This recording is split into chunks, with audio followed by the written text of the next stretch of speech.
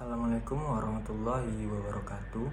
Puji syukur marilah kita panjatkan kepada Allah Subhanahu wa taala atas rahmat berupa kesehatan sehingga kita bisa melaksanakan perkuliahan daring ini di masa pandemi seperti sekarang ini.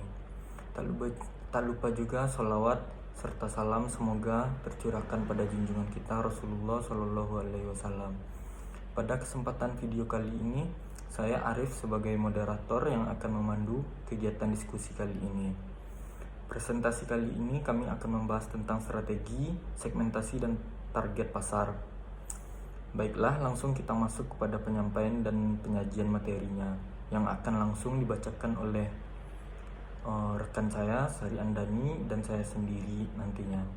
Kepada Sari Andani dipersilakan. Assalamualaikum warahmatullahi wabarakatuh. Baiklah, saya akan menjelaskan tingkat segmentasi pasar.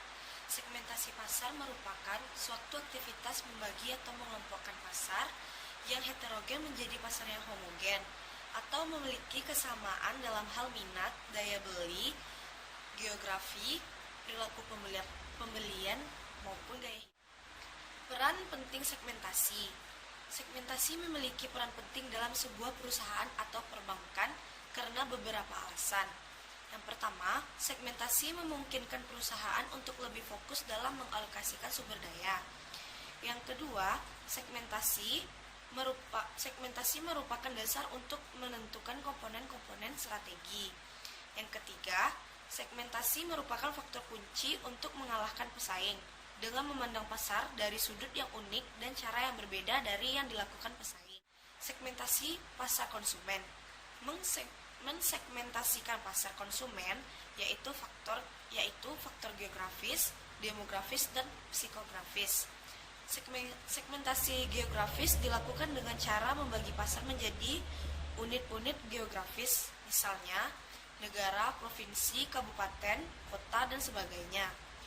Perusahaan dapat beroperasi di semua segmen, tetapi ia perlu memperhatikan perbedaan kebutuhan dan selera yang ada di masing-masing wilayah.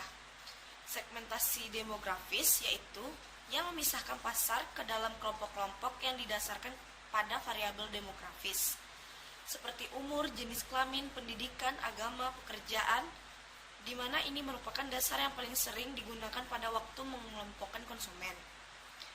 Yang ketiga, segmentasi psikografis, di mana para konsumen dibagi beberapa kelompok yang berlainan menurut kelas sosial, gaya hidup, atau berbagai ciri kepribadian.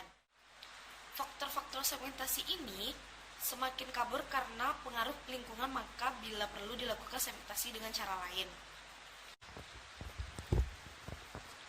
Pemasaran massal, di mana penjual memproduksi, mendistribusikan, dan mempromosikan secara massal sebuah produk kepada semua pembeli. Pemasaran bervariasi produk, yaitu penjual memproduksi dua atau lebih produk yang memperlihatkan ciri, gaya, kualitas, ukuran yang berbeda, dan sebagainya. Terima kasih. Baiklah, saya akan melanjutkannya. Target pasar.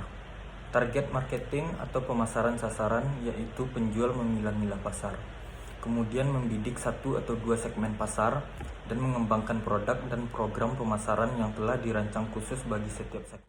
Yang pertama, penetapan target pasar. Bagaimana cara melakukan target market? Dalam menetapkan target market perusahaan atau targeting, dapat mempertimbangkan pola-polanya. Ada 4 pola-polanya sebagai berikut. Yang pertama, diferensiasi segmen. Yang kedua, undiferensiasi segmen. Yang ketiga, concentrate marketing. Yang keempat, market coverage strategy. Kemudian ada proses targeting. Yang pertama, makin besar segmen, kecenderungan konsumen untuk memilih makin besar. Yang kedua, jika akan merumuskan targeting, rumuskan atau definisikan pasar potensial terlebih dahulu. Baiklah, saya rasa sudah cukup hasil presentasi dari kelompok kami. Untuk teman-teman, saya beri waktu 30 menit ke depan untuk memahami isi video ini. Kemudian kita akan melanjutkannya diskusi dan tanya jawab di WhatsApp group.